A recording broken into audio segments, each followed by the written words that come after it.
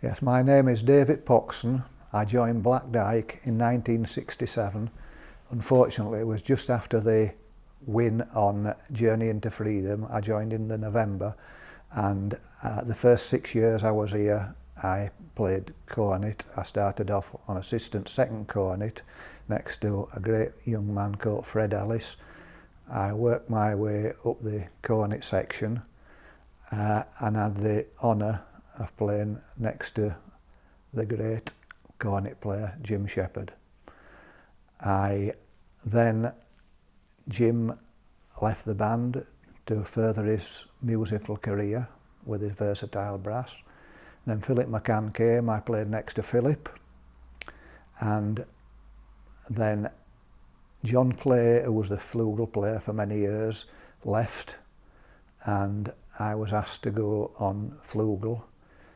They had an up-and-coming young cornet player in the band called Rot Franks, who took my position on the assistant principal cornet. And Rot Franks, of course, the late great Rot Franks, went on to play co-principal with the London Symphony Orchestra, and I remained on flugel for the remaining 17 years of my time at Black Dyke.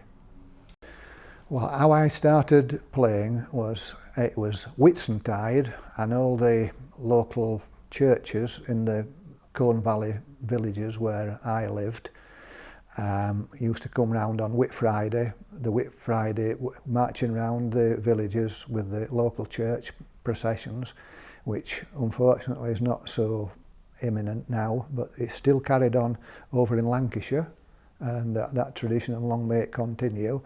And I just heard the band, and I said to my father, I'd like to do something like that. And my father said, oh, well, he said, I know the gentleman who conducts Linthwaite, who was one of the bands that was on the circuit at the time, Mr. Morley. He says, I'll have a word with him. And he introduced me to Mr. Morley. I was at the time doing my education at Colne Valley High School at Linthwaite, and Mr. Morley had just been appointed as one of the first peripatetic teachers, not on a daily basis, but he used to come on an evening after school time and asked me to come and see him, and that's how I started off. And I played first of all in the village band where I lived at Scapegoat Hill. Played there for probably 12 months, and then there became a vacancy at Linthwaite, who Mr. Morley conducted, because the flugel player at Linthwaite was going in the WAF, and invited me to go there, and that was my first experience of playing flugel. But I only played it for a few months, because after that there was a player wanting to join the band who'd been playing with Brighouse for many years, and he was a great flugel player, and I went back on cornet. And then from Linthwaite, played there for about 5 years, and then I went to join Slathwaite band. I was invited to join Slathwaite band. My uncle was the president of the band, and they wanted a principal cornet player, and I was asked to join them. And when I went to Slathwaite, it was Roy Newsom was the musical director there. I didn't drive at the time, and I was a teenage, 19, 20 years old, and Roy used to pick me up on the way to the rehearsal, because he lived at Ell and I lived at Gawker. It was on his way. He used to pick me up and take me to the band, and I had quite a few happy years there at Slathwaite. And then Roy left Slathwaite in 1966 to join Black Dyke, and then the following year there was an advert in the local newspaper wanting a cornet player. They were wanting at Black Dyke, and in 1967 Slathwaite band qualified in London in the what was now the first section, the one below the championship section, and we had a concert in Huddersfield Town Hall, and with Combe Valley Male Voice Choir, and we had the guest soloist, Jim Shepherd, and I got to know Jim through that. And when they were advertising for a cornet player, there was a local quartet contest at Holmfirth, and I went to listen, and Black Dyke had a quartet playing there, and I went and had a word with Jim. I said, "You were advertising for a cornet player?" And he says, "Well, you know, if you're interested, get your application in. I can't do anything about it. You'll have to come up and audition like everybody else, but you get your audition in and come and have a go." And I came up and had an audition, and fortunately I was successful and joined the band in about November 1967. Fantastic. Well, I played with Huddersfield youth band. They had a youth band in Huddersfield, all from the youth players from the various bands in the district, which were, you know, quite a lot of bands in Huddersfield, still are, but there were a lot more then. And we did a concert in Huddersfield Town Hall, and we had as guest conductor Major George Wilcox, and the guest soloist was Maurice Murphy. And Maurice came and he played, I can remember as though it was yesterday, he played Zelda. And after playing under Major Wilcox and listening to Maurice play, the only thing that I ever wanted to do was become good enough to play with the famous Black Dyke Mills band. Well, the mill was the sponsor of the band going back now over 160 years, and they provided employment historically for all the players, and there were still, when I joined in 1967, there were still members of the band that were still employed and worked at the company, who supported the band financially and well, in every way provided the band room, which has been the same band room for the last 160 odd years. Yeah, well, my first contest with the band was the British Open Championship in 1968, which the test piece was John O'Gaunt, and we won that. So that was a great start to my banding career. We went to London in '68, and unfortunately we pipped to second place by our friendly rivals down the road, Brighouse and Rastrick. And in 1969 we went again, and they pipped us again on High Peak. But in 1970 they had the World Championships, which went on for a period of 2 years, where they had the national champions, the previous national champions at the contest, which encompassed about 7 bands, I think, and had a world championship. As I say, that only ran for 2 years, but in 1970 we had a test piece called Benvenuto Cellini, which was absolutely horrendously difficult. And we were successful on that because our professional conductor at the time, Mr. Geoffrey Brand, was absolutely superb on anything to do with Berlioz, and he had an absolute excellent reading.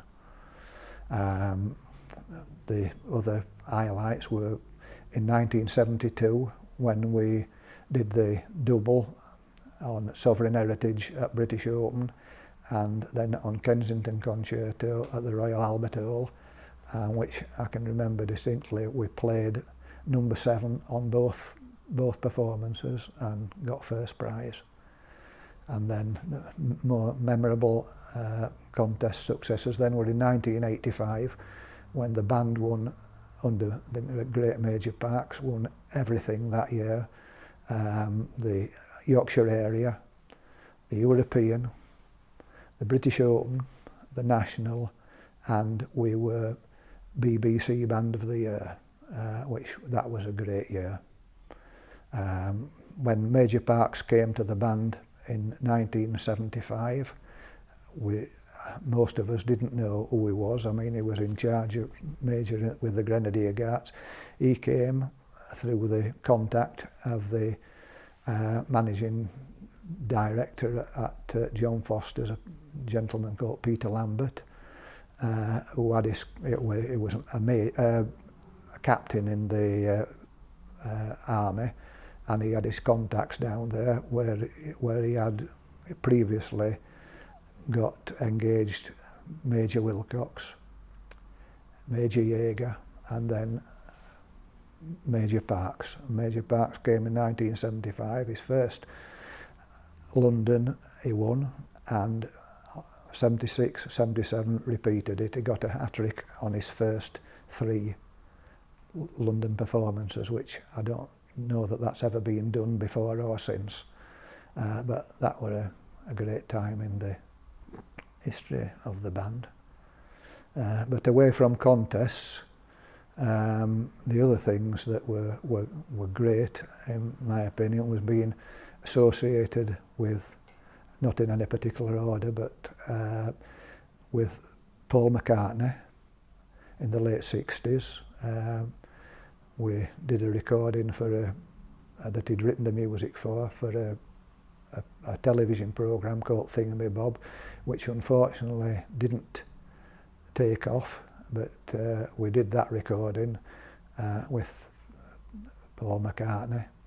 And then in 1979, when he was with Wings, he invited us down to Abbey Road to do a backing track on his Back to the Egg LP, and we went down there and we played in Wrexham on the Saturday night, and we went straight from Wrexham, with a concert in Wrexham, went straight down to London. He put us up in a hotel, and then we went to Abbey Road on the Sunday morning to record this track, and it took well, from sort of 10 o'clock in the morning till tea time, and that was a great thing. And a funny story that I have that comes out of that is when we were having a break on the Sunday morning, and we were outside, and it come in a black Ferrari, had Paul McCartney, and John Clough, our euphonium, bit of a character, were looking in his car, and he says, "Bye, Paul," he says, "inside of it, it's a mess inside your car." And he says, "Oh yes, well," and he had a farm, he says, "I've been transporting some pigs in it this morning before I came here." So that were quite humorous. The other thing that I can think of is in 1976 we did a joint concert with the London Symphony Orchestra, and Andre Previn was the musical director then, and he actually came up to the band up in Queensbury in this band room where we are now, and he came up because he was going to conduct the band on the opening overture that the band was playing, the Corsair Overture.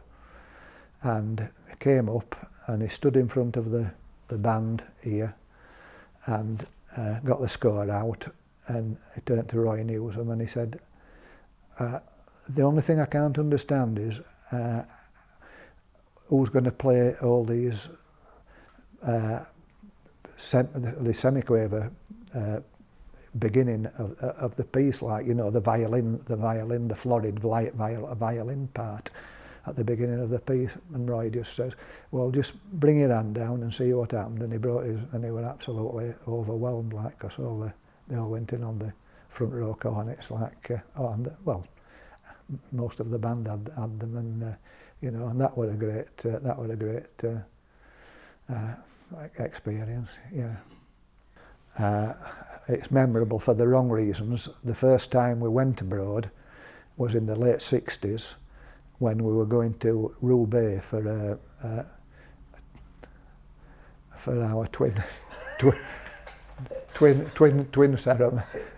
ceremony in Roubaix, and most of the band then had never flown before, and the route was we went to Leeds Bradford Airport, flew down to London, got down there, and then with a couple of hours before our ongoing flight to Roubaix, or the nearest airport to Roubaix, and there were 8 of the band went out for something to eat, and we came back sort of an hour and 3/4 later, back to where we'd been dropped off with the plane from Leeds Bradford. Got there and we're told, well, the plane that you were going forward on was at another terminal, and consequently there were 8 of us missed the plane. So that was memorable for the wrong reasons. We flew later on from Heathrow to Paris, and then we had to go on an air racing trip with 2 taxis picked us up at the airport, took us across to the railway station, where we went on a mail train from Paris to Roubaix, and they were all wood seats, very uncomfortable, and we got there as it was coming light in the morning, just in time for our breakfast.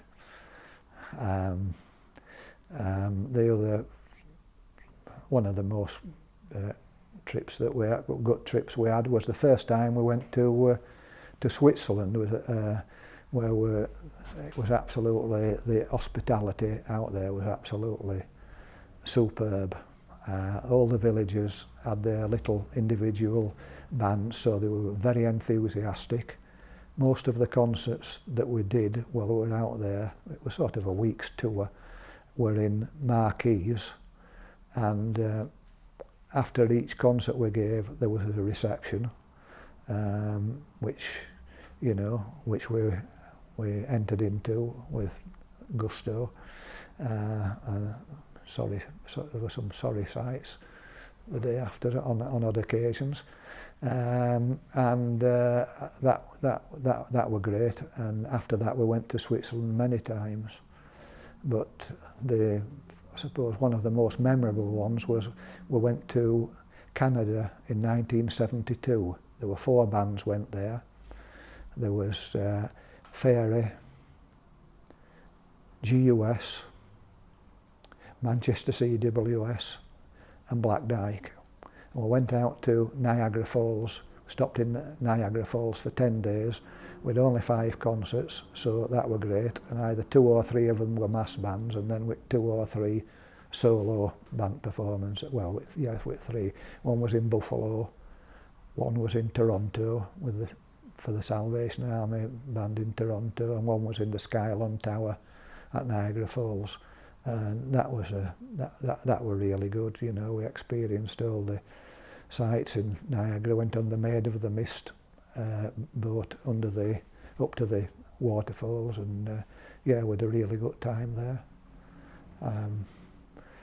Travelled then. We went to Japan twice, which were great. Going to Japan, going to a country which had a different culture, which was really interesting. That was good. And then we went to Australia in 1988 for the bicentennial celebrations. We went out there at the same time as the Royal Marines Band. We weren't doing any joint concerts, but we were travelling around and saw them on occasions. That were really good. Unfortunately, the weather wasn't too kind to us for a lot of the time we were there, but we went to this places, Bondi Beach and places and that were good. A few characters in the band. One of the most notable to me was a gentleman who played B-flat bass called Peter McNabb, who was a great character.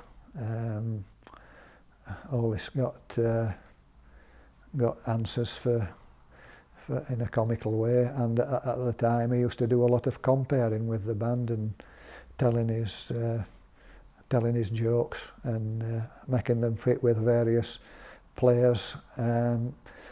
Any soloist that got up, he had a story to tell of them, all fictional, but the audience used to love that. Other characters in the band, there was another B-flat bass player, Derek Jackson. He was a character, more serious. It was John Clough. As far as characters, weren't there?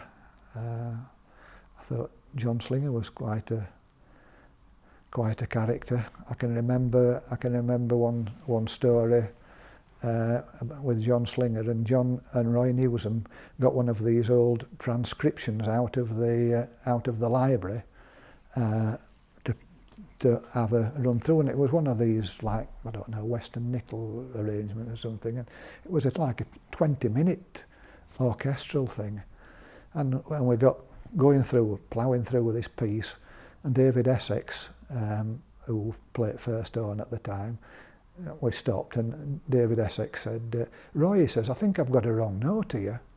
And Roy looks at the score and he said, what have you got? He says, so and so. He says, yeah, it's wrong, that. And he turns to John Slinger and he said, John, he says, why hasn't that ever been found out before? And John Slinger, in his usual dry humour, turns to Roy and he says, because it's always been back in bloody cupboard before we've got this far.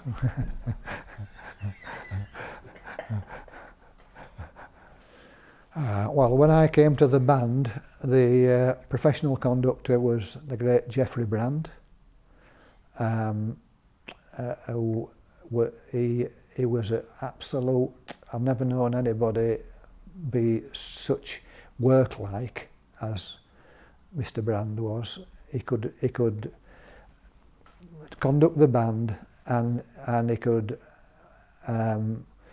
alter things without stopping the band, and he used to work, and when it finished the rehearsal, it was like he'd been in a sauna. He always had to towel himself down, change his shirt, but he was a great worker, and we had some success with Mr. Brandt before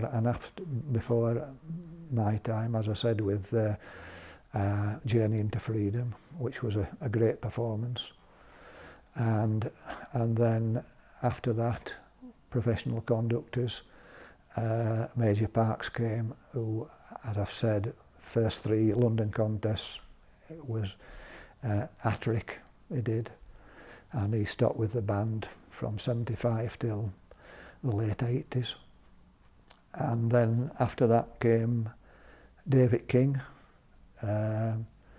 different again, young man, was absolutely, how can I put it, a very intense conductor, but got what he wanted. The last time I played under him with Black Dyke was in 1990. Was at the European contest in Falkirk, and the set piece was Essence of Time, and then we played harmony music for our own choice, and we got 99 points on each one, so consequently we won the contest. And as I've said before, 1985 was a great year for the Major, 1972 was a great year for Geoffrey Brand. As far as resident conductors go, it was Roy Newsom when I came for a start, and the beauty about one plus side of Roy Newsom was he'd a great pair of ears, and to have a situation when he had a resident conductor who was a first-class adjudicator, sat in the band room, and the professional conductor taking the performance, he could pick on little bits of tuning and technical things and put them right. And the beauty about having a professional conductor and a resident conductor was the professional conductor come in and put that extra 3 or 4% on, which was the difference between getting a 3rd or 4th prize and actually winning. And the system at the time really did work. After Roy, we had various conductors, short term that came, and then Roy did come back again for a spell, and then he left again to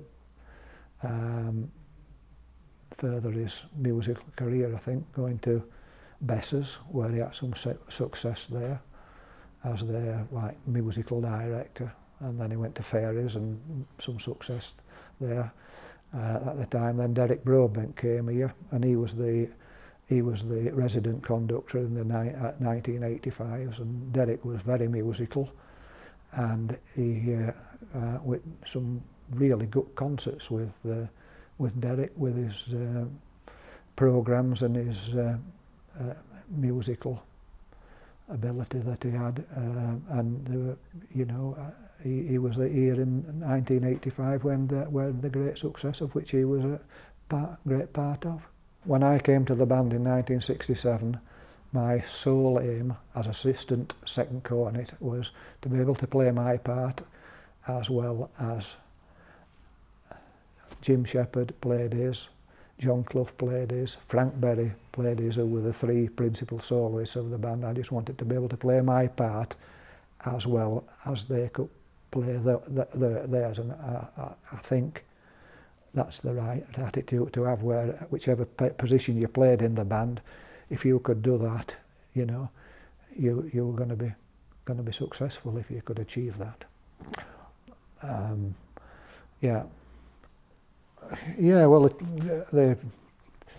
I suppose the challenges were, as I've said, Benvenuto Cellini. That was a great challenge for a test piece. You know, it was horrendous, but I mean, technical wise, I mean, it probably won't be as difficult now because the bands are a lot more technical than what they were when I was playing, like in the 1970, when it was a test piece. It was just something very extremely technically and musically difficult. Yeah, the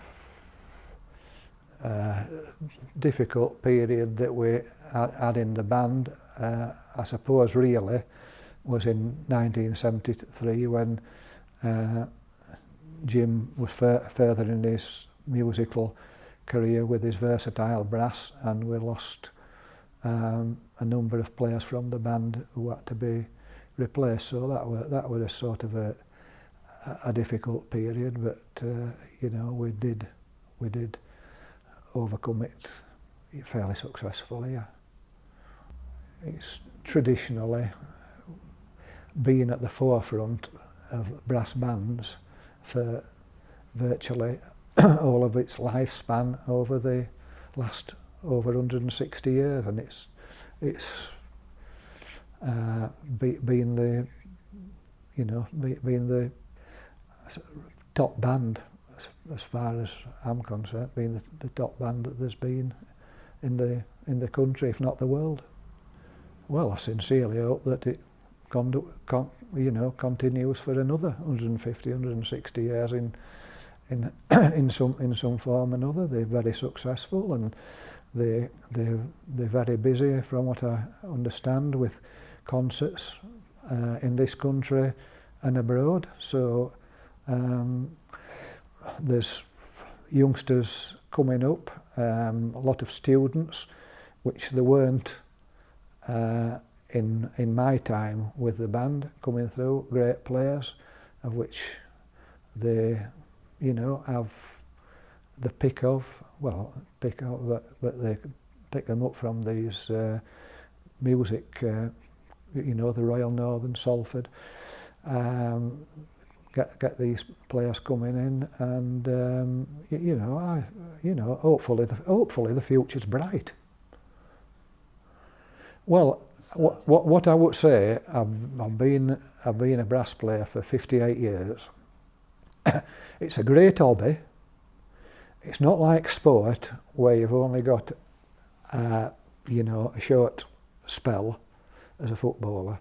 With brass banding, the young and the old sit there and play music together, and I think it's an absolute great hobby, and there's no age barrier on that, and I think that's really good.